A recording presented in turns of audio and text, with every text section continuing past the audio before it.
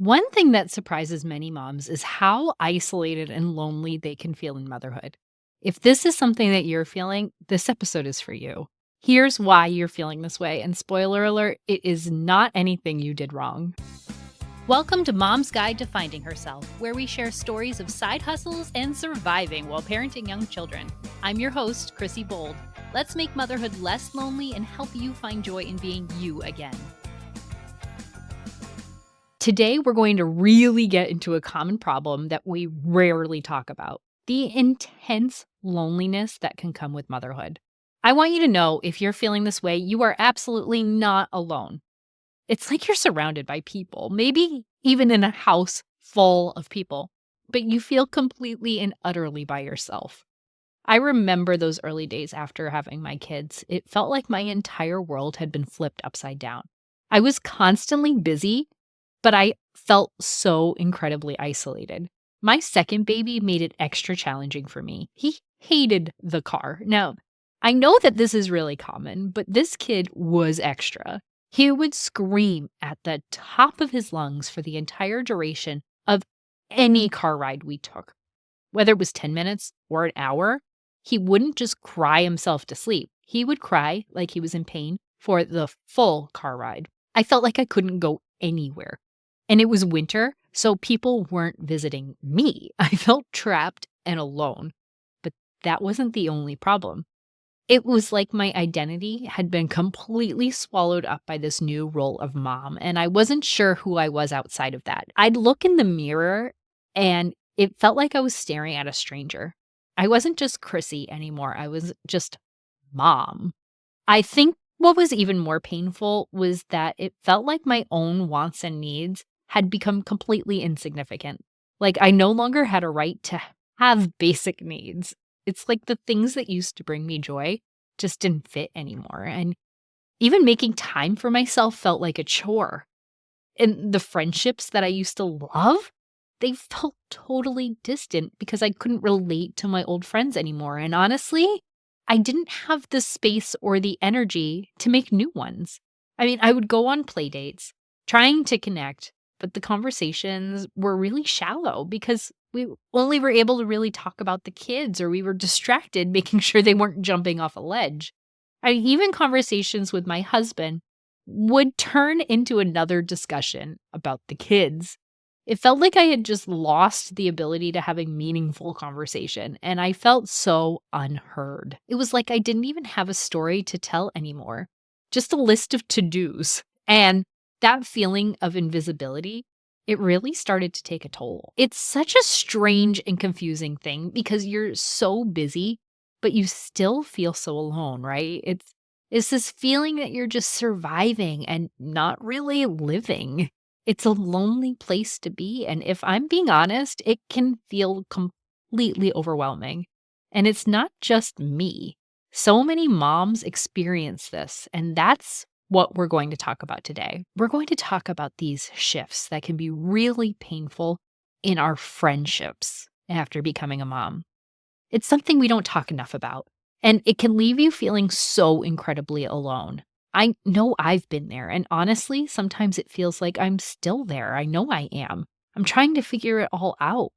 I remember when my first son was born. I was so excited to share this chapter of my life with all of my friends. But what I didn't realize was how much everything would change, and not just for me, but for them too. It was like overnight, the effortless connections that I used to have with my friends started to feel strained. I remember vividly a few months after my son was born, trying to make plans with some of my closest friends. Before kids, we would meet up, like at a moment's notice, right? But now it took weeks of coordinating, right? Somebody was sick or something else came up and we just couldn't make it happen. And we just didn't manage to get together. And it just felt so different. I was so deep in the world of feedings and nap schedules, and our conversations, which used to be really rich and engaging, right, felt like they were really surface level updates. They would ask me about the baby, of course, but it was like they couldn't relate to what I was going through anymore. It was like I was talking in a different language, and the distance, I mean, it was truly, I'm sure, unintentional. was really painful. It felt like I was losing them. And there were other times when I would try to connect with new moms, thinking that they would understand. And it wasn't always what I expected. I would go to play dates or story time, and I felt like we spent the entire time making sure our kids weren't eating dirt or climbing something dangerous. There was no time for meaningful conversation or any real connection. And let's be real, there really still isn't. Honestly, there are times where I feel completely invisible. Like my entire identity has been swallowed up by motherhood. And then there's the guilt. The guilt that comes with all of this is almost as bad as the loneliness, right? I find myself missing my pre baby life. And then I feel awful for feeling that way, right? Like I shouldn't want more than my kids. And it's a really isolating time. I felt like I was the only one struggling with this. It was like I was somehow failing at motherhood because I couldn't make my old friendships work in the way that they used to, and I couldn't connect with new ones in the way that I thought I should. So if you're feeling the same way, please know that you are not alone. Many of us go through these painful shifts, and it's why I want to talk about it with you today. Now, here's why moms feel lonely. First, there's a shift in priorities. Your days are consumed with caregiving, right? You have very little time left for yourself or relationships. And on top of it, you have this identity loss. When you no longer feel like yourself, it's harder to connect with others. Now, you went through your matrescence, which we talked about in episode 20, how the transitions to motherhood parallels adolescence. So we know why we're going through this shift, but it doesn't make it any easier. Now, 75% of moms say that they feel judged for their parenting or for prioritizing themselves. So keeping that in mind, 75%, that's a ton of people. It's easier to retreat, to just get away from this. Like, none of this matters. I don't actually need to do this, than to risk judgment. And if it's easier to retreat than to risk judgment, then you're not going to be putting yourself on the ledge to make your friends. So if you don't know who you are anymore and you don't have the time to put priority in your friendship and you're worried about being judged, where is even the motivation to try to get out there and talk to people? Except we have this daily isolation. Now, if you're home with your kids, that means hours, sometimes even days without adult interaction. And even if you're working outside the home, you still struggle to find time for meaningful connections outside of work. Maybe even at work, all you do is talk about work and kids. There's no room for you. So how are you going to make these meaningful connections? Now, we know that friendships drift. 75% moms report that their friendships change after kids. Maybe your friends without kids don't understand your life now. Maybe your friends aren't available because they're also navigating their own struggles. We all have these very complex lives with a lot of things going on. And it's hard to support people who are going through their own things when we can barely support ourselves because we're focusing on our kids so much. And then there's this lack of shared interests. Motherhood changes what you talk about. It changes what you prioritize. It changes what you're interested in. So if you no longer have these common interests, your old friendships can feel strained. There's also an emotional impact on the changing of your friendships, right? Maybe you're feeling nostalgic for this ease of pre-motherhood relationships. It felt so easy. It felt so good. It felt so nice. But then you have this sting of realizing that friendships, some of them might have been built on convenience rather than actual connection. You start to miss out on social events because of your new priorities and your new responsibilities. So you're not connecting with them out of that convenience anymore. So what's happening? Where are they? Where am I? And even more so, your dynamics are shifting. Friendships need to become more intentional, but because of that, there are often fewer of them. We have to be intentional about our time. We have to be intentional who we talk to, who we're on the phone with, who we're texting with, who we're going out to see. Going out? What? Have to be really selective. So naturally, we're going to have fewer people that we're connected to on a deep level. Now, we've talked a little bit about why your previous relationships can be tough to connect with, but new mom friends, making new mom friends can feel like dating, right? awkward. It's uncertain. You don't really know if it's worth trying to figure out. It's not a sure thing. So when we're trying to be really intentional about selecting our friendships, when you don't know somebody very well, then it can feel like a big risk to give them your precious free time. Now, it's okay to grieve the friendships that faded and the friendships that changed and these friendships that you thought you'd be making that aren't coming along. It's okay to grieve all of that, but we need to have actionable steps to rebuild connection and to find our joy.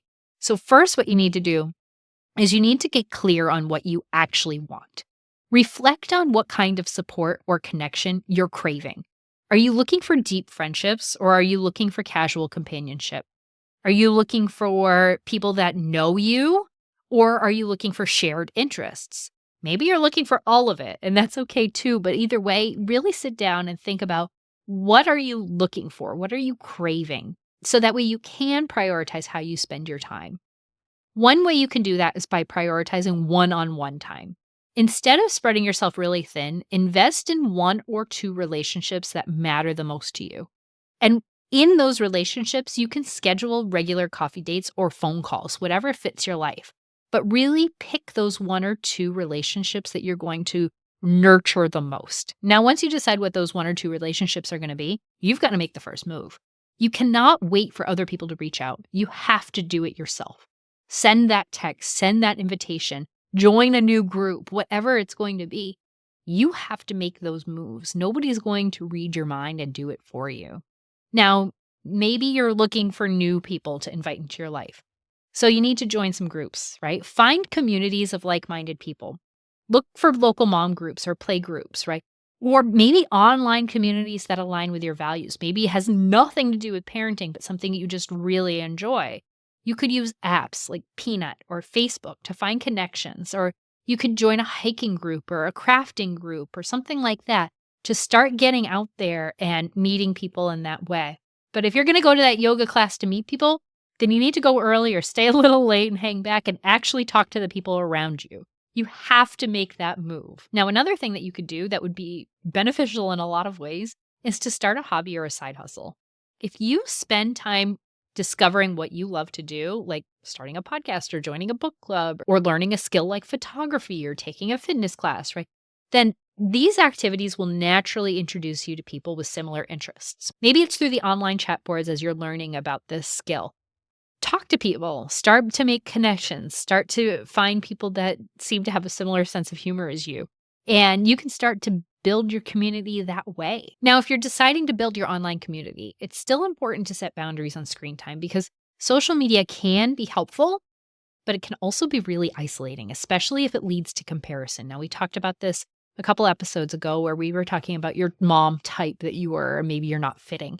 If you're seeing a lot of people that are fitting this mom type that you thought you might be, but you're not actually going to be, you're going to be making this worse for yourself. You're going to be digging a deeper hole into this regret and this shame. So set some limits on your screen time so that way you're not allowing yourself to go down this rabbit hole. But whatever method you decide to do, you need to normalize being vulnerable. It's important to share what you're going through with people that you trust, with your partner, with new people, whoever you are going to talk to.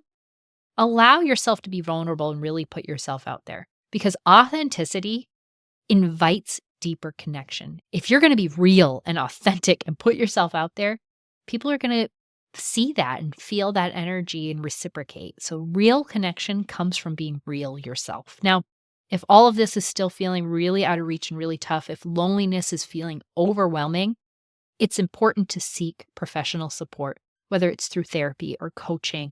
Somebody can help you work through it. I know that I have a great relationship with my therapist, and she really helps me work through the vulnerabilities that I'm facing and the things that I feel like are boundaries, then helps me figure out what's real and what is just this perceived mountain in my head. So therapy can really help you to figure out how you can start to make more connections and how you can start to overcome this loneliness. I would love to hear how this episode has helped you. Scroll down to the comments and leave me a note there. This will make a big impact in helping moms like us find the show. Make sure you click that thumbs up and make sure to follow so that you can continue to join me on this journey of finding ourselves. Since becoming a mom, have you noticed symptoms like chronic fatigue, gut issues, insomnia, muscle tension, feeling constantly overwhelmed, irritable, unable to slow down? And maybe you thought, yeah, well, aren't these just a normal part of being a mom? Well, Michelle Grosser, the host of the Calm Mom podcast, thought the same thing, but she learned that while they're common, they're not normal. In the next episode, Michelle will be joining us to share her journey from being the queen of busy to being the calm mom. Until then, take a moment for yourself and remember you are an amazing mom just as you are.